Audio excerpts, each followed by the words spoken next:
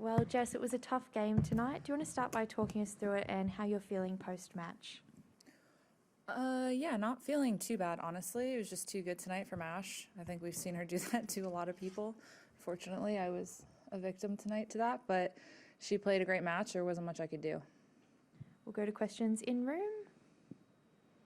Hey Jess, what does that feel like when you're in that moment and she's... You feel pretty helpless. I think that she really, once she gets into a rhythm, she can kind of run away where she really starts, her game just kind of picks you apart a little bit.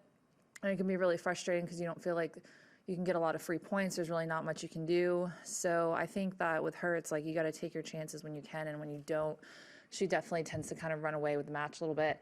And yeah, I mean, it doesn't feel good. It feels kind of helpless. I didn't feel like there was a lot I could do. And then even games where I was up really easy, I still didn't win the game. So she just doesn't give you any free points. Jessie, I think in the first 4 games, she actually hit quite a lot of unforced errors. I think she hit 12 or something by that 3-1 game. But then kind of how did you feel the match shifted from that point? Was it more about you or was it more about her? That's kind of what I was like saying in the last question, that, I think when it takes her maybe time to kind of feel her game, 'cause she has so much feel and there's so much going, like she has so many intangible things that she does well, that I think if you let her get in that rhythm, then it can kind of run away. But like you said, I mean, I only had 1 break point, but at the same time, like if I could have just kept holding or put some more pressure on her serve, then I think that I would have been able to kind of get my teeth into the match and maybe not let her play that well. But, easier said than done.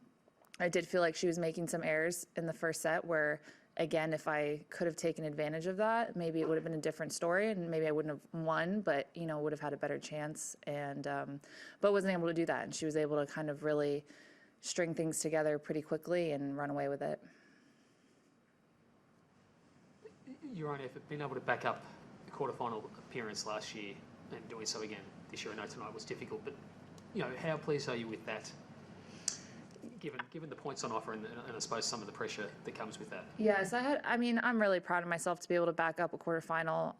My first quarterfinal, and to back that up is really pretty special for me, a milestone for me, and a really awesome thing. So I don't want to take away from what happened tonight because of that. Like, it's obviously, I wasn't my goal to back it up, but I'm really happy that I was able to and get a really good win the last match and kind of play my way into this tournament. So I definitely feel much better about my game now than I did at the start of the year. I guess one more. Madison Keys, Ash has next to you, obviously, the same sort of peer of Madison's. How do you see that unfolding? I think Madison will play her pretty close. I think their game matches up a little bit differently. I think Ash obviously can beat anybody, but so can Maddie. I think if Maddie's serving really well, really using her kick serve and looking for her forehands, that's something that I'm not as tall, or my serve isn't as big of a weapon for me as it is for Maddie. So I think that if she can do those 2 things, she can really make it a tougher match. So I think that matchup will be interesting. I mean, Maddie is playing really well, but again, so is Ash. So I think it's going to be a really great semi. We'll go online now and we'll start with Courtney Newen from WTA.